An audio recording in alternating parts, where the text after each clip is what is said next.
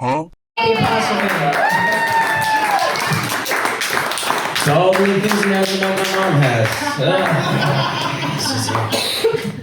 Welcome to the ladies' choice part of the night. Said nobody in the room, so that's great.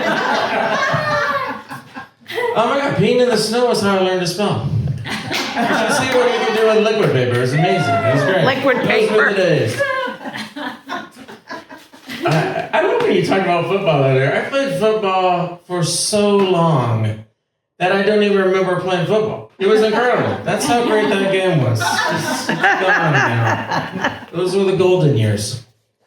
You were talking about Fonzie earlier? Okay. Fonzie was my all-time favorite person ever when I was a kid. Truly, this is how fucked up the 70s were. Fonzie was America's biggest role model. And he was just an old dude who lived in a garage, worked on cars in Milwaukee, and then every night hung out at a mall shop with high school kids clearly sleeping with underage girls and nobody cared. What an era. If Fonzie's alive today, he's just wearing like a vegan leather jacket, doing shitty oil changes out of Jiffy Lube, and hoping to God Chris Hansen doesn't catch him in his tank. I love when you talk about being married. I was married for 5 of the best years of my life, and then 8 more. And it was great. I was so good at being married because I loved it. I was so in love with her. I would look at her every day and go, oh my God, you are the person I'm going to spend the rest of my life with till we die. And then we moved to Chicago, and it was minus 48 one day, and I thought I did die. I just remember looking at her going, I love you so much, and I never want to see you again. This is incredible. It was ridiculous. It wasn't like I just got cold. It's like, I'm out of here. It was just, I mean, there was more to it than that. Like, it just, you know, I just couldn't find a thick enough sweater to keep that relationship going. I did try. I tried. So this is how jacked up it got in the worst. She was like, well, maybe we should do an open marriage. Oh. I'm like, well, this is not going to help my self-esteem. She was this incredibly beautiful woman. I say, well, I'm sure she did not get in an acid bath accident at any point. I'm sure she's still quite lovely now. I don't know. I haven't seen her. She was very pretty. She was a professional cheerleader. So by the time she woke up in the morning and hit the Starbucks on the corner, dudes were just lined up with their numbers. Like, oh, I hear you had a fucked up weird marriage.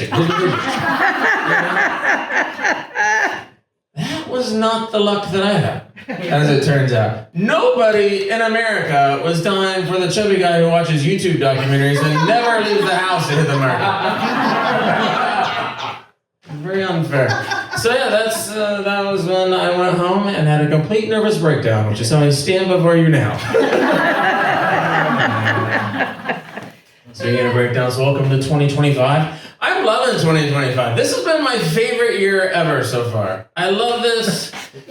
Because this is exactly what I expected the apocalypse to be like. I know the whole world will turn to shit and I will still find a way to be boring.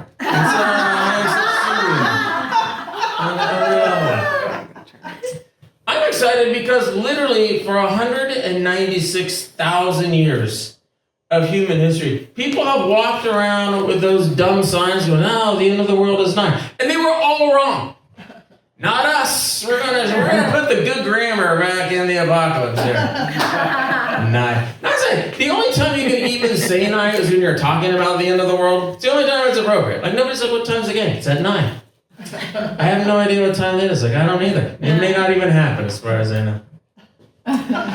Some people are very disappointed by this turn of events. I have other things to be disappointed about. I saw myself in the mirror before I came over. I'm like, that was disappointing. Me and the mirror, honestly. We both looked at each other and had a moment of like, this isn't working, is it? I am just repulsing myself because I feel like if I were to ask myself out, I would just lie. I'm really, really busy. I gotta wash my hair.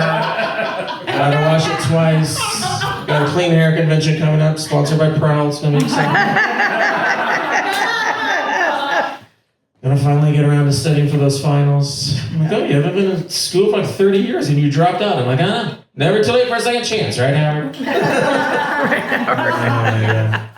I'm now disappointed in my girlfriend. I can feel it when she looks at me. I'm just like, hey, what do you say we get it on? She's like, what do you say you keep it on? You keep all that on. And then I'll go in the other room and fantasize about somebody else, and we'll both be happier at the end of the day.